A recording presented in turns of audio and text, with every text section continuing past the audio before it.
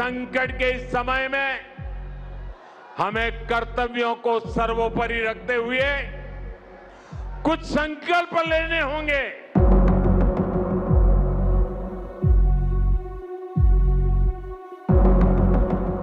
सच ये है कि 2026 में सिर्फ भारत ही नहीं, पूरी दुनिया एनर्जी सर्वाइवल मोड में जा चुकी है। दुनिया ऐसे दौर में पहुंच चुकी है जहां पेट्रोल सिर्फ महंगा नहीं बल्कि रणनीतिक संसाधन बन चुका है।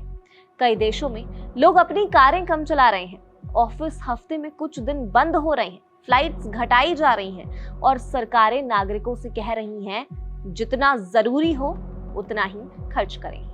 ऐसे माहौल में जब प्रधानमंत्री नरेंद्र मोदी लोगों से अनावश्यक यात्रा कम करने और ऊर्जा बचाने की अपील करते हैं, सोना नहीं खरीदने की अपील करते हैं, तो लोग और विपक्ष भारत में इसे राजनीति के चश्मे से देखना शुरू कर देते हैं। वैसे सच ये है कि 2026 का वैश्विक तेल संकट दुनिया की सरकारों को असाधारण फैसले लेने पर मजबूर कर रहा है। ये सिर्फ भारत में नहीं हुआ है और भारत ऐसा करने वाला इकलौता देश नहीं है। 2026 का वैश्विक तेल संकट केवल पेट्रोल, डीजल की कीमतों तक सीमित नहीं है, बल्कि इनसे पूरी दुनिया की अर्थव्यवस्थाओं, सप्लाई चेन और आम लोगों की जीवन शैली को प्रभावित करना शुरू कर दिया है। मध्य पूर्व में बढ़ते तनाव, समुद्री व्यापार मार्गों पर खतरे, उत्पादन में कटौती और वैश्विक मांग में उछाल ने ऊर्जा बाजार को अस्थिर बना दिया है। परिणाम ये हुआ कि कई देशों की सरकारें अब अपने नागरिकों से ईंधन और ऊर्जा की खपत कम करने की खाली अपील कर रही हैं। भारत में प्रधानमंत्री नरेंद्र मोदी द्वारा कम यात्रा करें, ऊर्जा बचाएं और जिम्मेदार खपत अपनाएं जैसी बातें कहना इसी वैश्विक परिदृश्य का हिस्सा है। ये कोई अलग या असामान्य कदम नहीं है। दरअसल दुनिया के कई विकसित और विकासशील देशों ने इससे कहीं ज्यादा कठोर कदम उठाए हैं। यूरोप के कई देशों में सरकारी दफ्तरों में बिजली उपयोग सीमित किया गया है। कुछ देशों ने रात में सार्वजनिक इमारतों की लाइटिंग कम कर दी है। जापान और दक्षिण कोरिया जैसे देशों में कंपनियों को ऊर्जा बचत के लक्ष्य दिए गए हैं।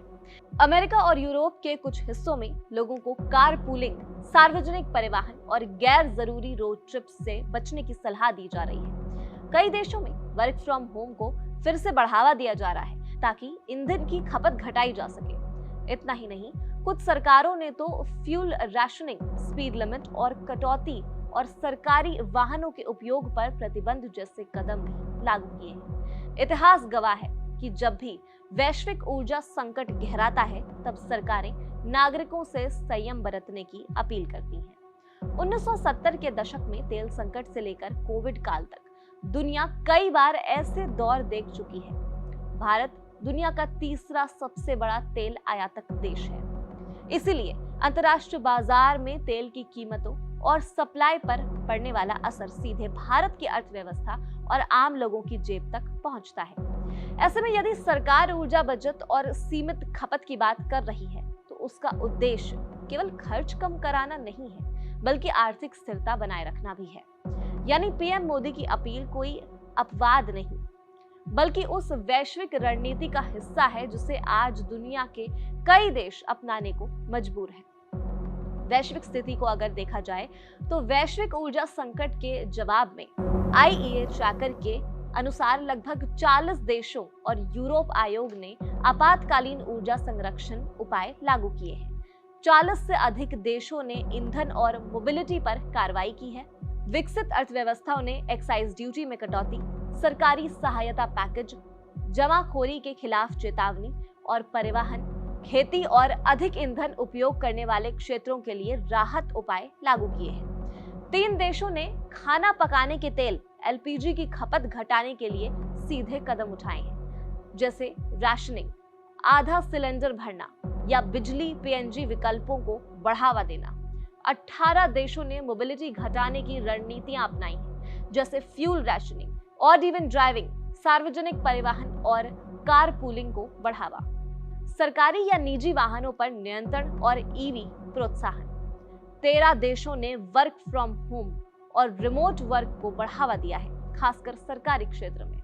लगभग सभी देश, 35 से अधिक, ने व्यापक ईंधन बचत अभियान चलाए हैं।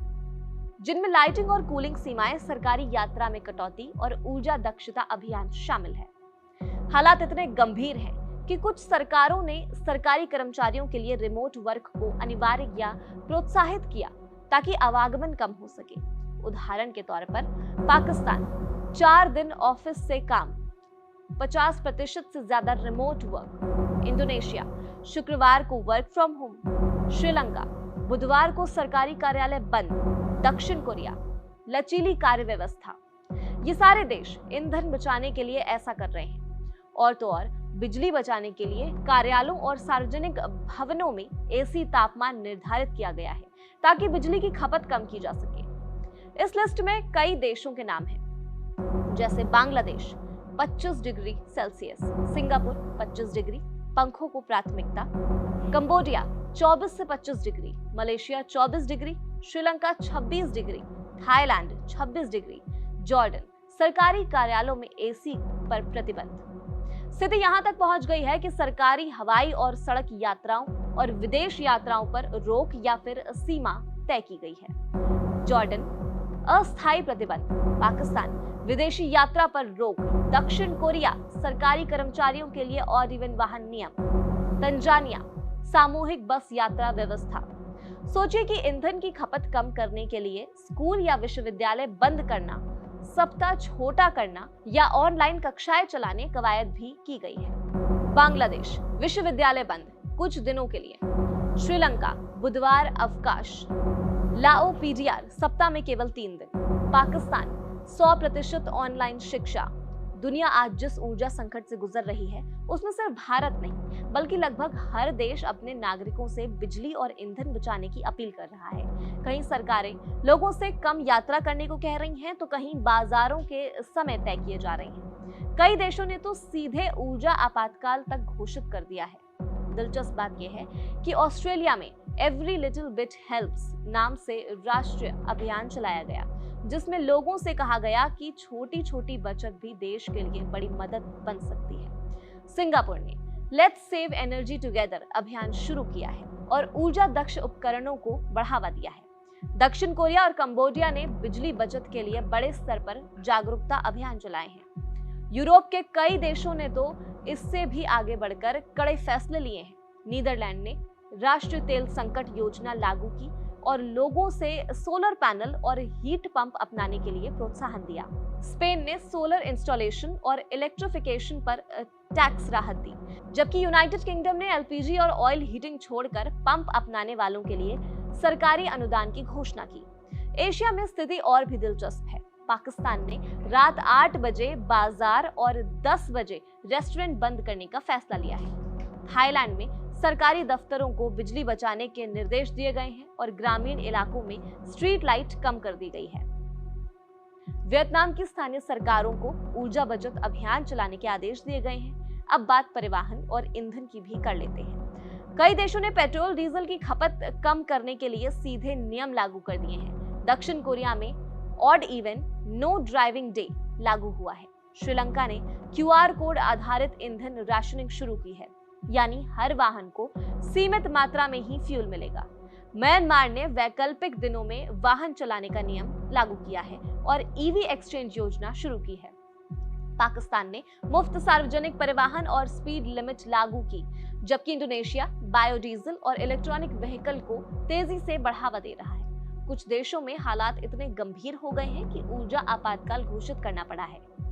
मेडागास्कर ने 15 दिन का राष्ट्रीय ऊर्जा आपातकाल लगाया है। मार्शल आइलैंड्स में 90 दिन का आपातकाल लागू हुआ है। फिलीपीन और श्रीलंका ने भी राष्ट्रीय ऊर्जा संकट की घोषणा कर दी है। कई देशों ने लक्षित प्रतिबंध भी लगाए हैं। मालदीव और नेपाल में एलपीजी सिलेंडर आधा भर कर दिए जा रहे हैं ताकि ज्यादा लोगों तक गैस पहुंच सके।